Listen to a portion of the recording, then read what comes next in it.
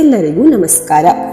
ಭಾರತ ಮತ್ತು ಜಗತ್ತಿನ ಇತರ ದೇಶಗಳಲ್ಲಿನ ಅದ್ಭುತಮಯ, ಸ್ಮಯಕಾರಿ ಹಾಗೂ ನಿಗೂಢವಾದಂತಹ ಅನೇಕ ಪ್ರದೇಶಗಳ ಬಗ್ಗೆ ಮಿಲೇನಿಯಂ ಸರಣಿಯ ದೇಶ ವಿದೇಶ ಎಂಬ ಪುಸ್ತಕ ಮಾಲಿಕೆಯಲ್ಲಿ ತೇಜಸ್ವಿಯವರು ಮಾಹಿತಿಯನ್ನು ನೀಡುತ್ತಾರೆ. 4 ಭಾಗಗಳನ್ನು ಹೊಂದಿರುವ ಈ ಮಾಲಿಕೆಯ ಮೊದಲನೇ ಪುಸ್ತಕದ ಮುನ್ನುಡಿ ಇಂತಿದೆ. ಭೌತ ಪ್ರಪಂಚದ ಸಾಹಸಗಳಿಗೆ ಮೀರಿದ ಬೌದ್ಧಿಕ ಪ್ರಪಂಚದ ಸಾಹಸಗಳು ಈ ಶತಮಾನದಲ್ಲಿ ನಡೆದುವು. ಐನ್ಸ್ಟೀನರ ಸಾಪೇಕ್ಷ ಸಿದ್ಧಾಂತ, ಸ್ಟೀಫನ್ ಹಾಕಿಂಗ್ಸರ ಬ್ರಹ್ಮಾಂಡದ ಹುಟ್ಟಿನ ಬಗೆಗಿನ ವಿವರಣೆಗಳು, ಕ್ವಾಂಟಮ್ ಸಿದ್ಧಾಂತಗಳು, ಜೀವಕೋಶಗಳಿಗೆ ಸಂಬಂಧಿಸಿದ RNA DNA ವಿಶ್ಲೇಷಣೆಗಳು, ಪರಮಾಣುಗಳೊಳಗೆ ನಡೆಯುತ್ತಿರುವ ಗಡಿಯಾರಗಳು ಮೊದಲಾದವುಗಳನ್ನು ಇಲ್ಲಿ ಉಲ್ಲೇಖಿಸಬಹುದು. ಇವನ್ನು ನನ್ನ ಯೋಗ್ಯತೆಯ ಇತಿಮಿತಿಯೊಳಗೆ ನಿಮಗೆ ತಿಳಿಸಲು ಪ್ರಯತ್ನಿಸುತ್ತೇನೆ. ಇವುಗಳ ಆಳವಾದ ಮತ್ತು ವಿವರವಾದ ಅಭ್ಯಾಸಕ್ಕೆ ಈ ಪ್ರಸ್ತಾಪ ನಿಮಗೆ ಸ್ಫೂರ್ತಿ ಕೊಟ್ಟರೆ ಅವನ್ನು ನಾನು ಇಲ್ಲಿ ಪ್ರಸ್ತಾಪಿಸಿದ್ದು ಸಾರ್ಥಕವೆಂದು ಭಾವಿಸುತ್ತೇನೆ.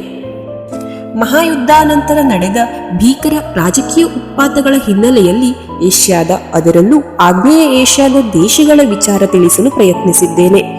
ಈ ಪುಸ್ತಕ ಕಾಲ ಮತ್ತು ದೇಶಗಳೆರಡರಲ್ಲೂ ಪ್ರವಾಸ ಮಾಡಲು ಸಹಾಯ ಮಾಡಲಿ. ಪುಸ್ತಕಗಳ ಮುಖಾಂತರ ಪ್ರವಾಸ ಹೊರಡುವವರಿಗೆ ಇರುವ ಅದ್ಭುತ ಅನುಕೂಲ ಇದು. ಆರಾಮ ಕುರ್ಚಿಯಲ್ಲಿ ಕುಳಿತಲ್ಲೇ ಕುಳಿತು 2000 ವರ್ಷ ಹಿಂದಿನ ನಾಸ್ಕಾ, ಮೆಹೆಂಜೋದಾರೋ ಇಂದ ಓಕ್ ದ್ವೀಪದ ದುಡ್ಡಿನ ಬಾವಿಯವರೆಗೆ ಅಲೆಯಬಹುದು.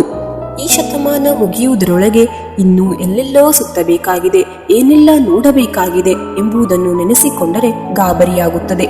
ಖಭೌತ ವಿಜ್ಞಾನಿಗಳು ಕಾಲ ಒಮ್ಮುಖವಾಗಿ ಚಲಿಸುತ್ತದೆ ಎಂದು ಹೇಳುತ್ತಾರೆ. ಪುಸ್ತಕಗಳು ಈ ಹೇಳಿಕೆಯನ್ನು ಸುಳ್ಳು ಮಾಡಿ ಅದು ಅನೇಕ ಮುಖವಾಗಿ ಚಲಿಸುವುದನ್ನು ತೋರಿಸಿಕೊಡುತ್ತವೆ ಕಲ್ಪನೆಯಲ್ಲಿ ಎನ್ನುತ್ತಾರೆ ತೇಜಸ್ವಿಯವರು. ಧನ್ಯವಾದಗಳು.